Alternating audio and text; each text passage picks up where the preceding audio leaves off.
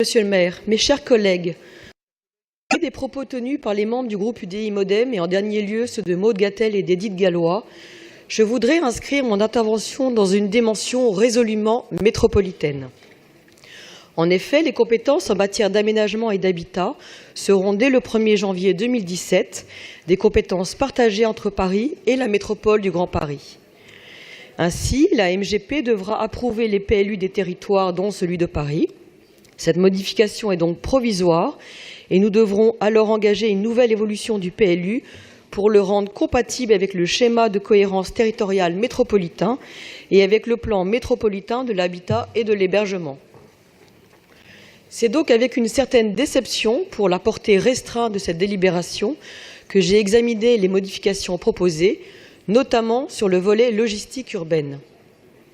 Car pour un sujet de cette importance, il s'agit bien pour nous tous de changer de logiciel de pensée pour aborder ces questions à l'échelle du bassin de population, à la zone urbaine qu'est la métropole du Grand Paris. De façon plus concrète, de même que la plateforme logistique de Gennevilliers permet d'irriguer Paris, celle de La Chapelle devrait permettre de redistribuer autour de Saint-Ouen et sur le territoire de pleine commune,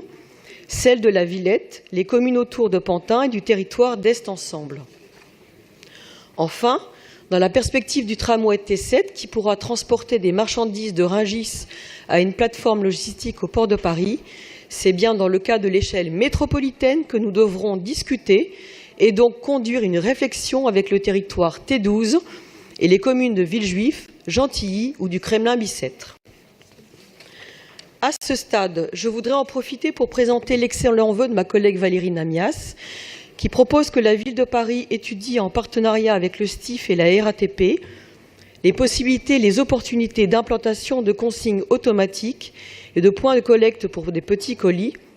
au sein des stations de métro et des futures gares du Grand Paris Express. En effet, entre l'explosion du e-commerce et le maillage fin et accessible des stations de métro et prochainement des gares du Grand Paris Express, il y a matière à développer les expérimentations menées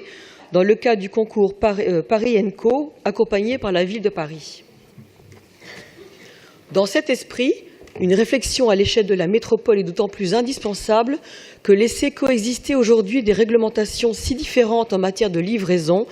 n'a guère plus de sens et que cela nuit à la rationalisation des tournées. Il faut donc faire preuve de cohérence, aller vers plus de convergence et en cela, le développement des outils numériques à l'échelle de la métropole sera précieux. C'est en ce sens que je vous propose un vœu au nom du groupe UDI Modem pour que la Ville de Paris initie une conférence métropolitaine permettant aux acteurs de la logistique, aux développeurs d'applications et de solutions innovantes, aux maires des communes d'élaborer ensemble un schéma de logistique urbaine cohérent à l'échelle de la métropole. Dans ce débat, nous espérons, avec les membres de notre groupe, que ces différentes propositions recevront un accueil favorable de votre part. Mes chers collègues,